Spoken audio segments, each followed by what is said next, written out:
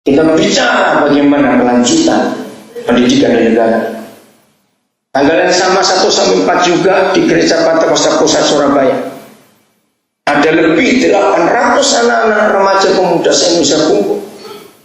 Jadi saya bolak-balik dari Jogja ke Surabaya, Surabaya balik Jogja lagi, karena saya rindu untuk bertemu dengan mereka. Saya bicara pada pemimpin-pemimpin itu.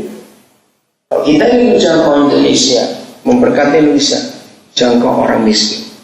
Karena 80% lebih penduduk Indonesia itu orang miskin, hanya berapa persen orang kaya. Waktu itu suara saya habis begini, transfer penuh. Waktu saya dari Jogja ke Surabaya tanggal 1 tanggal 2 subuh itu nggak ada tempat yang eksekutif. Saya naik yang bisnis, orang penuh luar biasa. Saudara, saya hanya bicara kepada bangsa ini, apa yang kita bisa buat? Dengarkan pertanyaan.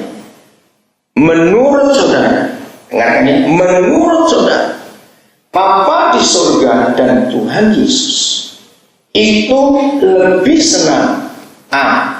dibuatkan gedung gereja yang bagus dan kebaktian yang mewah, yang meriah, atau B. dicarikan orang-orang yang belum kenal dia supaya orang-orang itu kenal dia, atau B jawaban. Serius, yang di atas nggak dengar, atau B? Nah, yang di atas juga sini jangan jadi orang asing. Dari tadi saya nggak dengar suara saudara. Yang di atas atau B jawaban? B. Secara fakta kita melakukan yang A atau yang B? Nah, itu namanya apa? Munafik. Tahu jawabannya, mengapa kita melakukan yang salah? Inilah gereja yang harus bertobat. Kita tahu bahwa Bapa dan Tuhan Yesus enggak begitu senang dengan kebaktian-kebaktian. Kenapa? Karena terlalu banyak kita kebaktian, kita lupa ngurus yang di luar sana. Itu sebabnya kita harus merubah dalam seluruh konsep pelayanan kita. Kata pelayanan itu bukan untuk kegiatan gereja. Itu namanya tugas atau kewajiban kita. Tapi pelayanan itu harus kepada orang. Dan orang dilayani harus di luar gereja, bukan di dalam gereja. Ingat Lukas 15 ayat 1 dan seterusnya. Apa yang dibuat oleh Tuhan Yesus? Coba baca kitab saudara, jangan lihat saya. Saudara akan menemukan kebenaran ini.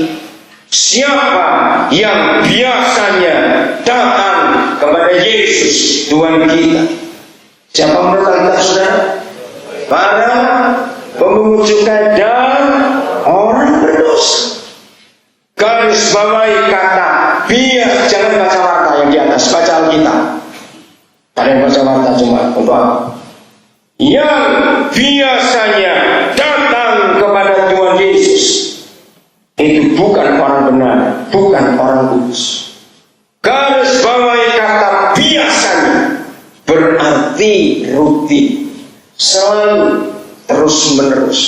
Orang-orang berdosa dan para pemungut cukai adalah orang-orang yang sangat dibenci oleh kaum elit agama waktu itu. Jawab iya atau tidak?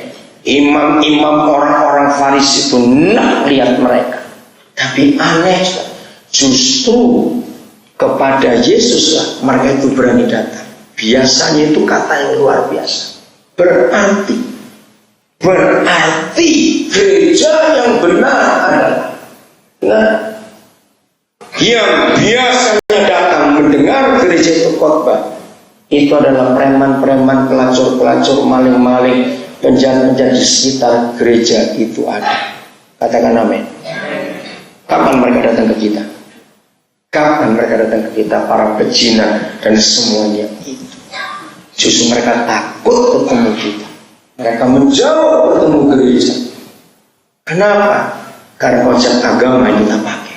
Yesus kalau datang dengan pakaian imam, mereka lari semua. Betul? Maka itu Yesus menanggalkan pakaian imam sebagai simbol-simbol keagamaan Yahudi waktu itu, supaya semua orang bisa datang kepada dia. Saya percaya, gereja sangat percaya Yohanes 3:16. Gak usah dibaca ayatnya. Kalau saudara enggak tahu ayat itu, saudara belum Kristen. Maaf.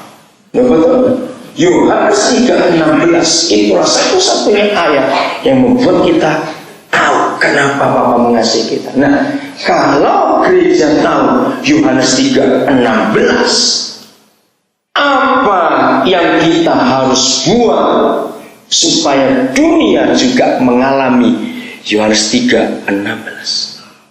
Harus begitu pikirannya. Jangan terlalu rajin kebaktian di gereja Senin sampai Sabtu, Senin sampai Senin ada terus kegiatannya. Kapan kita keluar mengunjungi mereka? Kalau kita terlalu banyak di dalam terus, harus dikurangi yang di dalam ini supaya kita punya waktu untuk nengok mereka. Kita buka dulu ayat ini, 2 Timotius 3. Apa yang terjadi di 2000 tahun kemudian setelah tulisan ini ditulis? Hebat sekali. 2 Timotius 3. Kita akan lihat ini. Mulai 1. Judulnya apa, saudara? Kapan akhir zaman itu? Sekarang. Jadi inilah keadaan manusia yang ditulis 2000 tahun yang lalu. Jauh sekali. Nah, seharusnya hal seperti ini kita ingin tahu. Saya ulangi lagi. Kalau manusia ingin tahu hal-hal yang akan datang 100% karena dia ingin cari selamat buat diri dan keluarganya. Tapi kalau saudara dan saya sebagai gereja diberitahu akan hal-hal yang akan datang, bukan untuk cari selamat buat diri sendiri, justru kita menyelamatkan orang yang belum tahu. Amin. Jangan cuma amin, kerjakan. Apa yang kita bisa buat untuk menyelamatkan generasi yang sedang bengkok ini, saudara? Itu kejahatan makin luar biasa. Awal minggu yang lalu di Jakarta di sebuah acara yang mengagetkan, saya percaya sedikit orang bisa minta. Kalau pemerintah tidak tegas dan tetap ada segelintir orang yang menginginkan amandemen, artinya merubah Undang-Undang Dasar 45. Jangan terkejut kalau dalam 1-2 tahun yang akan datang Indonesia akan pecah dan menjadi 50-100 negara kecil. Boleh, saya pikir berani orang ini ngomong, dan saya setuju. 5 Juli 59 kemarin baru diperingati. Dekret Presiden Soekarno itu belum dibatalkan. Dari tahun 50-an goncang negara Indonesia sampai negara jadi negara Indonesia Serikat. Maka Presiden Soekarno tegas 5 Juli 1959 menyatakan kita kembali kepada Undang-Undang Dasar. Harusnya gereja seperti itu berani bicara dan fakta yang ada. Karena dekret Presiden 5 Juli 1959 itu belum dicabut. Berarti negara ini masih berlaku dengan fondasi konstitusi yang kuat, yaitu Undang-Undang Dasar 45. Tapi sejak tahun 2002 sampai 2008 ini, Undang-Undang Dasar sudah diamandemen 5 kali, diubah 5 kali, dan belum ditetapkan. Kalau negara tidak punya Undang-Undang Dasar, itu seperti rumah nggak punya fondasi. Sebetulnya sudah runtuh bangsa ini. Maka itu kekejaman sosial di Indonesia makin gila. Tapi gereja pesta terus, cuma khotbah nyanyi, sembahyang nyanyi khotbah. Maaf, kita pura-pura nggak dengar orang lapar di sekitar kita menjerit. Lihat angka bunuh diri makin gila. Ngeri sekali negara ini. Dan Alkitab menulis sejak zaman perjanjian lama. Baca baik-baik kitab suci, saudara.